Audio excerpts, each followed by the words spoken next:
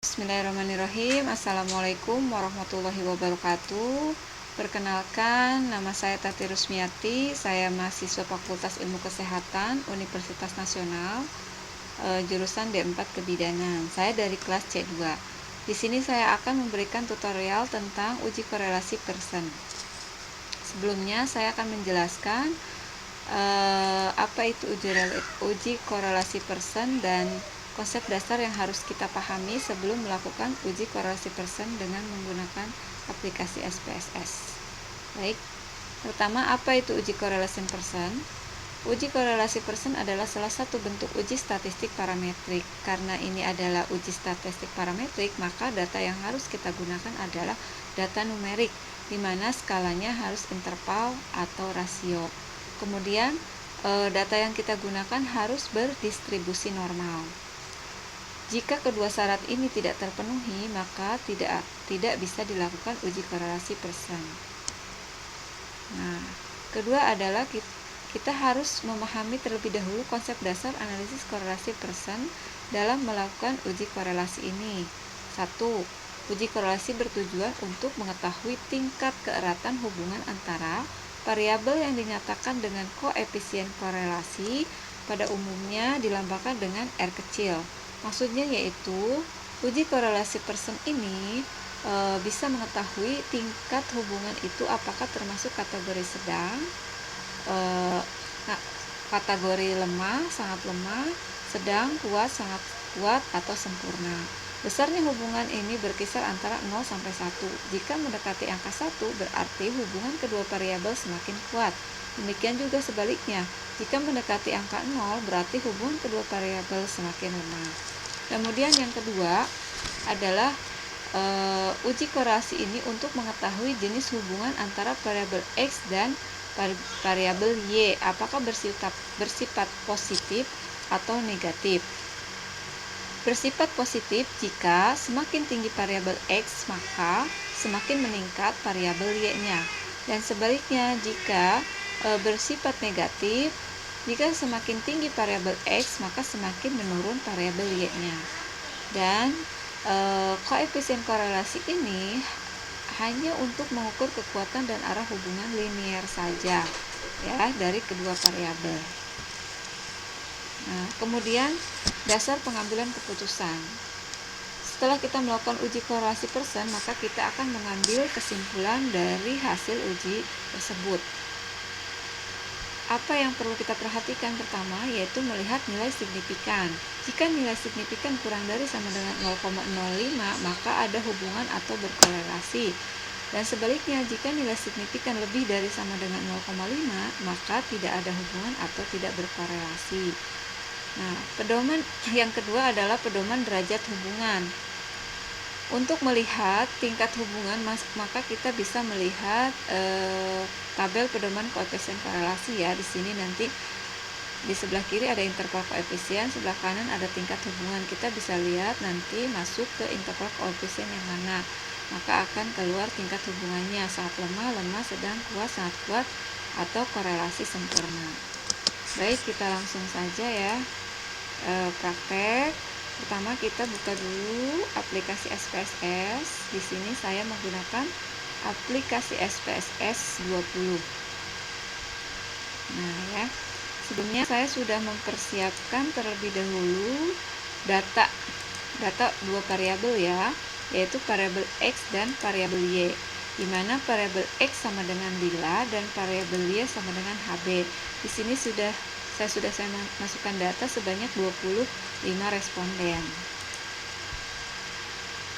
Karena hanya untuk memudahkan saja, sebenarnya bisa langsung di-input juga di data view-nya. Pertama kita buka dulu variabel view, kita masukkan variabel X dan variabel Y-nya. Kemudian di desimalnya kita masukkan 1 desimal, labelnya di mana X sama dengan lila, lingkar lengan atas ibu hamil, dan Y sama dengan nilai HB pada ibu hamil. Kemudian kita buka data view-nya, di sini sudah terlihat ada variabel X dan Y. Bisa kita input langsung ya di data view. Karena saya sudah membuat datanya di tabel Excel, maka kita tinggal copy paste saja seperti ini. Blok terlebih dahulu. Blok terlebih dahulu datanya, kemudian klik kanan, copy, lalu masukkan ke aplikasi SPSS di data view. Nah, sudah masuk 25 responden. Nah, karena kita ingin melihat uji korelasi persen, maka langkah selanjutnya adalah kita memilih menu analyze. Klik analyze, kemudian kita pilih correlate dan klik bivariate. Kemudian di sini ada dua kolom, kiri dan kanan. Pindahkan variabel X dan Y ini ke kolom sebelah kanan. Nah, karena kita ingin melihat uji korelasi persen, maka pastikan di correlation koefisiennya ini, di persennya ini sudah kita centang seperti ini ya. Kemudian test of signifikannya adalah to tell, dan yang centang terakhir adalah like significant correlation. Kemudian kita klik OK, maka keluarlah hasil uji korelasi persen ini. Untuk menyimpulkan hasilnya, maka kita lihat dulu panduannya. Kita lihat dulu di sini ya. Yang pertama tadi kita ingin melihat apakah kedua variabel ini berhubungan atau tidak, atau berkorelasi atau tidak. Kita lihat ini di sini ada variabel X, di sini ada variabel Y. Untuk variabel X dan X atau Y dan Y kita tidak perlu hitung atau tidak perlu lihat karena nilai persen korelasinya adalah 1. Yang kita lihat adalah variabel X dengan Y. Nah, kita lihat signifikan totalnya, nilainya adalah 0,001. Kemudian di variabel Y dan X, nilai signifikan totalnya adalah 0,001 juga. Artinya, berarti kedua variabel ini berhubungan atau berkorelasi. Kenapa?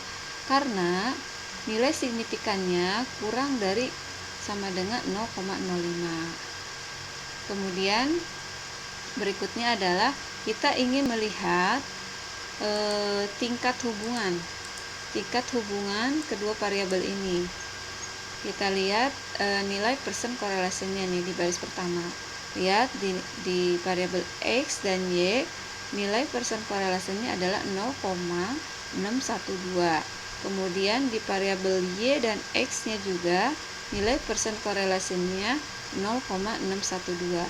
Kita lihat di tabel pedoman koefisien korelasi di sini 0,612 ada di baris keempat, di interval koefisien keempat, di mana 0,61 sampai 0,80. Artinya tingkat hubungan kedua variabel ini kuat.